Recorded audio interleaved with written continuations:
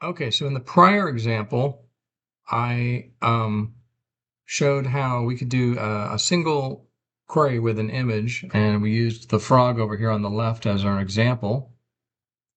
Now let's try using some of the auto detect features, which will locally detect text and images on the screen in whatever area that you are interested in. And it can do it across documents because it just once again takes a snapshot of the area that you're interested in and then analyzes that to identify images as well as text on the screen. So for example, I'm in auto detect mode. I'm clicking on this rectangle selector here. Now let's say I'm only interested in this and this. Let's say I don't know that those are termites there, and or simply that I don't know the relationship between um, the frog and the termites.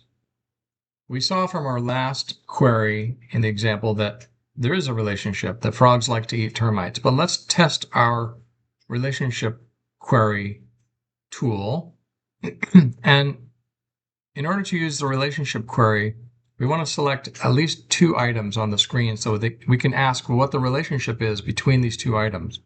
In order to do that, we use the right click, the right mouse button to start a relationship query. So I've clicked on the frog there, which it has identified as an image. And now I'm going to go over here to the termites, and I'll just simply left click on this to terminate that relationship query selection. So you can see that it drew a Bezier curve between the two images, the frog and the termites. And so now I'm going to say done selecting, and you can see that there's a relationship query that's been built in the list here. It says relationship of two elements, and then the text here. What is the relationship between these elements? That's text that will go with the query.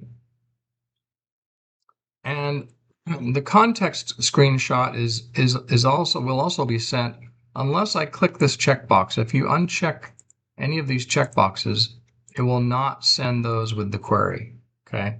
You can also delete things from here. But the idea, and if I hover over this, you can see it took the whole selection area. I could include that in the query, but really we're just testing the relationship query functionality here, and so I'm showing that. And so I'm going to exclude that from the thing there. Let's see. Don't worry about the depth numbers, D1 and D2. I'll explain those later. That's kind of some more advanced stuff. So we have the relationship items here, and in the query, it will ask what the relationship is between these two. I could select prompt preview and show what that query will look like to the LLM. So let's do that now. So here's the actual JSON that will be sent.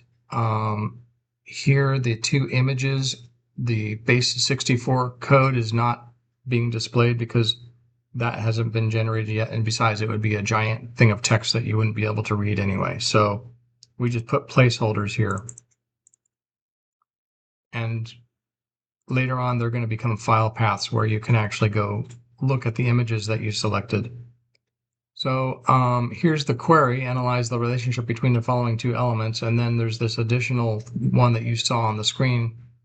This part is editable by you, and this part is provided by counting up the number of elements and just adding this text here as part of the query.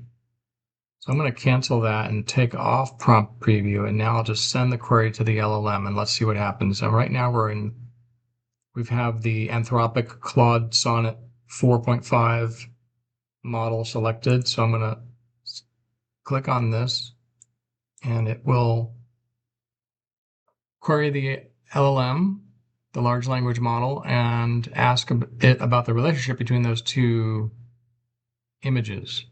So there's the question, what's the relationship between the two? And here's the response.